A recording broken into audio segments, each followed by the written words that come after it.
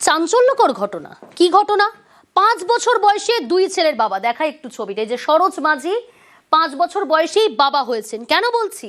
তার দুই ছেলে, নকল কি আসল পরে বলছি।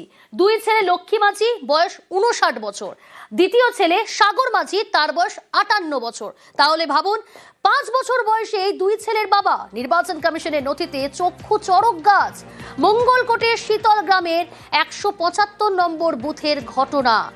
এসআইআর ফর্মে সরোজ মাঝির বয়স 63 বছর আর তার দুই ছেলের বয়স 59 বছর, একজন, অপরজন 58 বছর। রণদেব রয়েছে সরাসরি। রণদেব, প্রথমেই বোঝার চেষ্টা করব এই জালিয়াতি প্রকাশ্যে এলো কিভাবে। দেখো, এই জালিয়াতির মূল হচ্ছে এসআইআর ফর্ম যে ফিল আপ করা হয়েছিল, সেই ফর্ম পূরণের পর ওটা লজিক্যাল এরর যখন দেখা যায় এবং সেই মেলানোর সময় লজিক্যাল এররে এই তথ্যটা উঠে আসে যে বাবার বয়স 63 এবং এক ছেলের বয়স 59 এবং এক ছেলের বয়স 58। বাস্তবে তখনই কিন্তু সংশ্লিষ্ট 175 নম্বর বুথের বিএলওকে বলা হয় যে ফিজিক্যালি এনকোয়ারি করার জন্য। পুনরায় ফিজিক্যালি এনকোয়ারি করতে গিয়ে বোঝা যায় যে ওই সরোজ মাঝির, তার কিন্তু বাস্তবে দুই ছেলে। সেই ছেলে কিন্তু লক্ষ্মী বা সাগর নয়, সেই ছেলে অন্যজন। সাগর বা লক্ষ্মী কিন্তু সরোজ মাঝির ছেলে নয়। সাগর এবং লক্ষ্মী দুজনেই বাংলাদেশের রাজশাহীর ধরমপুরের বাসিন্দা। তারা কিন্তু নিজেরা এখানে 2006 সালে এসে সাগর মাঝিকে নাম ব্যবহার করে নিজেদের ভোটার লিস্টে, ভোটার তালিকায় নাম তুলেছিল এবং শীতল গ্রামের 175 নম্বর বুথে ভোটও তারা দিতে শুরু করে দেয়। প্রথমে কিন্তু সাগর মাঝি বা লক্ষ্মী মাঝি কারোর সন্ধান পাওয়া যায়নি, পরে সাগর মাঝির সন্ধান পাওয়া গেছে এবং লক্ষ্মীর মাঝির স্ত্রীর যা বয়ান, তাতে লক্ষ্মী মাঝির স্ত্রী বলছে, আমরা 2000 সালের আগেই প্রথমে মুর্শিদাবাদ আসি, মুর্শিদাবাদ থেকে বছর 6 থাকার পর আমরা মঙ্গলকোটে কাজের সন্ধানে আসি, প্রাণ ভয়ে আমরা বাংলাদেশ থেকে পালিয়ে এসেছি, কিছুই আনতে পারিনি।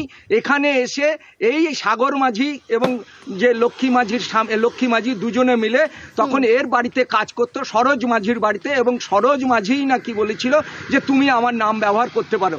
কিন্তু সরোজ মাঝি পরিষ্কার অস্বীকার করছে যে না, এসব কোনো সম্পর্ক নাই, আমি মূর্খ মানুষ, আমি জানতাম না কিভাবে আমার নাম ব্যবহার করে ওরা ভোটার তালিকায় নাম তুলেছে। কাটোয়ার মহকুমা শাসক অনির্বাণ বসু জানিয়েছেন যে লজিক্যাল এররে যেহেতু এসে গেছে, সেহেতু ওদিকে নোটিশ পাঠানো হবে এবং নোটিশ পাঠানোর পর 16 তারিখের পর তাদেরকে শুনানিতে ডাকা হবে এবং নাম বাদ দেওয়ার ব্যবস্থা করা হবে।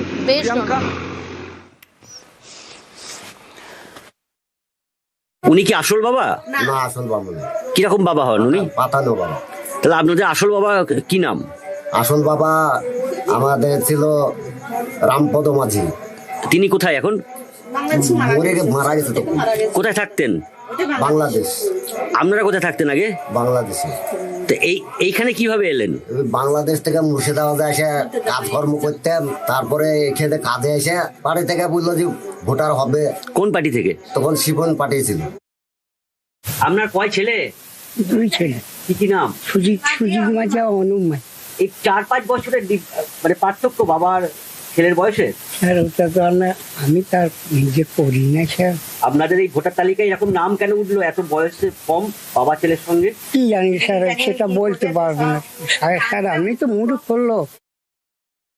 আমাদের যে লজিক্যাল এরারের যে চেকিং হচ্ছে নির্বাচন কমিশনের নিয়ম অনুযায়ী, তাতে এই জিনিসটা এসেছে এবং বিএলও বারবার এনকোয়ারিও করেছেন। তিনি এটা ধরেছিলেন, বিএলও এনকোয়ারি করতে গিয়ে এটা যখন দেখতে পেয়েছেন, তখনই বিএলও এদের প্রজেনি ম্যাপিংটাকে ক্যান্সেল করে নো প্রজেনি ম্যাপিং করে ফর্ম জমা নিয়েছেন।